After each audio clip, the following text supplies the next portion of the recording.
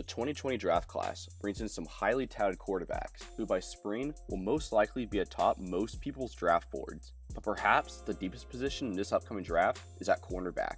Over the coming season, Thinking Football will be tracking a handful of the top defensive backs who we expect to go high in next spring's NFL draft. In the last decade, there have been on average 4 corners drafted in the first round, and these 5 corners all have a legit chance to hear their name called on day one. These players we're selecting for their 2019 hype, excellent 2018 play, and any biases we may have. For our first corner, we look at Kristian Fulton out of LSU, who's looking to become one of the next great out of the self-proclaimed DBU. The former 5-star recruit in 2016 has shown all the tools that made him such a great ranking prospect. The catch being, you can only show these skills when you're on the field. A 19-month legal case involving the swapping of urine and a gross amount of NCAA incompetence led him to miss all of his sophomore season. On the field, however, Fulton is a physical press guy, great at forcing QBs in their second read. He is adept at reading play action, although he could use some work on his run support. His junior year was once again cut short by ankle injury, but he's still able to finish 4th in the conference in pass breakups and interceptions with 10. Pro Football Focus ranked him as a top returning corner in the SEC with an 88.6 grade. What you instantly notice about Fulton is his track speed, which allows him to almost always be in position to make a play. However, you never want to rely purely on your athleticism, so something to watch for is his development in his technique, turning his hips, ability to break on a ball, and play recognition. What will help Fulton the most this season is his supporting squad. LSU is returning both their starting safeties, one a preseason All-American and the other is coming off a great sophomore season as well. Oh, and they bring in the number 1 overall prospect to play across from him, so Fulton has no excuse not to have the biggest year, barring injury. One of the games to watch for this season is Week 9 at Alabama. He's going to be going up against some of the best receivers in the country, like Jerry Jeudy, so it's going to be very interesting to see how he plays against that speed and technique. Moving over to the SEC East, our second corner to watch for the upcoming season is CJ Henderson, who's going into his true junior season at Florida. Heading into 2019, he is the number 1 prospect at corner, and for a good reason. Henderson shares a lot of similarities to Fulton, physical, quick, and athletic, but what separates him is his talent for reading the game. Henderson opened up his college career by depositing a pick 6 in each of his first 2 games. Over the rest of his freshman season, he added 2 more INTs and 7 pass breakups. While his interception numbers dropped off from last season, it's for a good reason.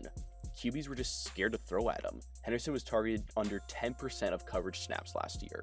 He's a true shutdown corner who uses his size and positioning to squeeze players to the sideline. What impresses me the most is his ball skills. He's quick on the break and comes off the receiver's hip, breaking on the ball. He's excellent at reading receivers' hands and eyes and uses his strong hands to punch the ball out at the last second. He also notched 2 fumbles last season and 3 sacks. Also like Fulton, he's part of a veteran secondary, which will leave QBs very limited options to throw against. The game to watch for Henderson this season is Week 9 against Georgia. He's going to go against one of the most experienced quarterbacks in the SEC in Jacob Fromm.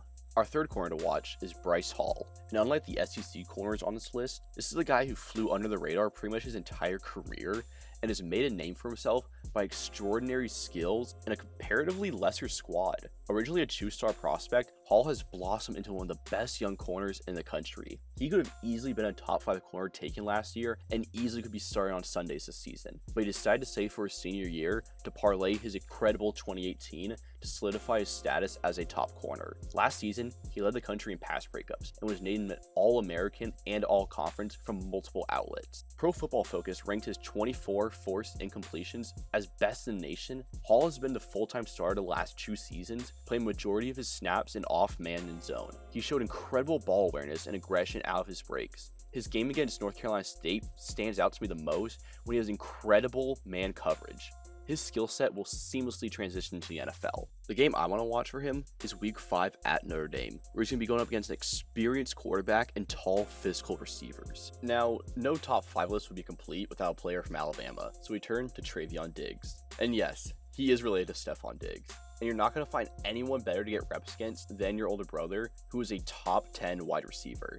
Diggs started his time at Tuscaloosa playing wide receiver and special teams, was able to show off his full athleticism. He transitioned to corner his sophomore season, where he took time to learn the position. Diggs was named a full-time starter his junior year, and he led the SEC in pass breakups before a foot injury sidelined him against Arkansas, which ended his season. His absence hurt the Tide secondary. In their last 3 games, they gave up an average of 318 yards in the air compared to the 197 when Diggs was on the field. During the spring, Coach Saban appears to have moved Diggs into the slot, a position that is quickly becoming the most pivotal on a defense because of the ability to play in both the pass and run game. Diggs' playstyle is similar to former first-round ball hawk Minkah Fitzpatrick, who also played the slot at Alabama. 2019 will show us a lot of what Travion is truly capable of, although he might have to add a little more weight to his frame if he's going to play on the inside run in the SEC. Game to watch for him is Week 6 at Texas A&M, where he's going against an explosive offense led by Kellen Mond.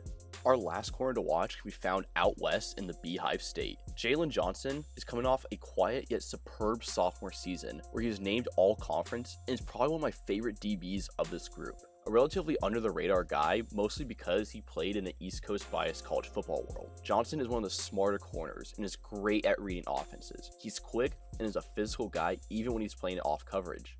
Watching him last season against Oregon, he helped shut down eventual NFL draft pick Dylan Mitchell. Johnson's not afraid to play up to his big moment. When Oregon was storming for a comeback in that second half, Johnson didn't allow any completions to Mitchell when lined up against him. He also notched a sack against Herbert. Despite struggling early against Stanford also, he managed a 100-yard pick six, which wrestled control for the Utes. The knock on Johnson, however, is he struggled against particularly physical receivers, having his worst game against eventual first-rounder N'Keal Harry and the aforementioned J.J. Arcega-Whiteside against Stanford. This is something to keep an eye on, as he'll be tasked with playing some physical number ones in the pack. With fellow preseason all-conference Julian Blackmon lined up across from him, Johnson is set to have a huge year for the Utes and be the number 1 corner out west. Game I want to watch for him is Week 4 at USC, where he's going to be taking on a dynamic duo of either Micah Pittman or Amon-Ra St. Brown. Alright, that wraps up our list, and we'll be back to check in on these corners midway through the season. Make sure to leave us a comment and tell us why we're completely wrong and who you think the top corner in the 2020 draft is gonna be.